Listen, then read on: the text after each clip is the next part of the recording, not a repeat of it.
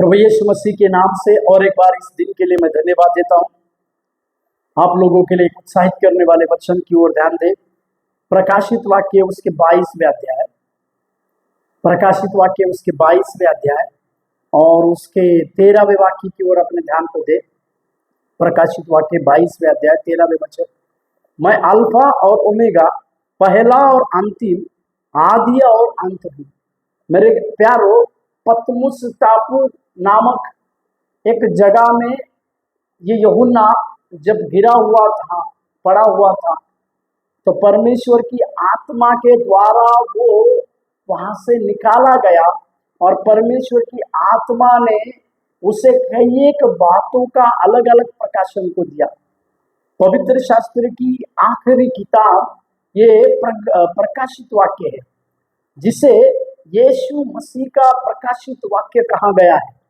यानी अंत के दिनों में क्या क्या होने वाला है, अंत के दिनों में विश्वासी लोगों के साथ क्या होने वाला है, अंत के दिनों में अन्य जाति लोगों के साथ क्या होने वाला है, अंत के दिनों में कलीसिया के साथ क्या होने वाला है, स्वर्ग में किस प्रकार से कुछ बातें होने वाली है, धरती पर किस प्रकार से बातें होने वाली, सतावट की बातें क्या होने वाली है, सतावट का समय क्या होने वाला है, किस प्रकार के लोग आएंगे, मसीह विरोधी की क्या भूमिका, इस सारी बातों का विस्तारित रूप से प्रकाशन स्वयं परमेश्वर उस यूहन्ना को दे रहे हैं।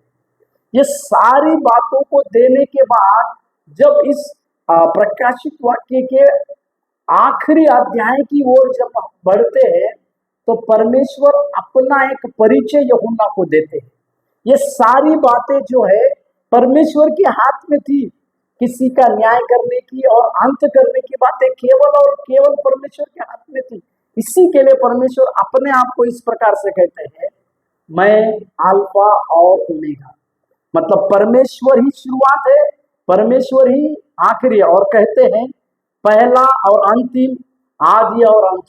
मेरे प्यारो, परमेश्वर ने जिस प्रकार से इस सृष्टि की आदि में रचना की, उसी प्रकार से परमेश्वर इस सृष्टि का अंत भी करने वाला प्रभु है।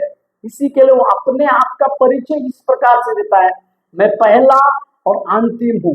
मेरे प्यारो, हमारे जीवन में हम इस बात को कभी भी नहीं बोलने पाए कि हम वो परमेश्वर को जानते हैं, वो परमेश्वर को हम आराधना करते हैं, वो हमारे लिए पहला और अंतिम परमेश्वर है। हमारे जीवनों में बड़े से बड़े कार्य करने वाला प्रभु, इसी के दौरान हमारे जीवन की शुरुआत करते हैं। वो आपको आशीष देते हैं।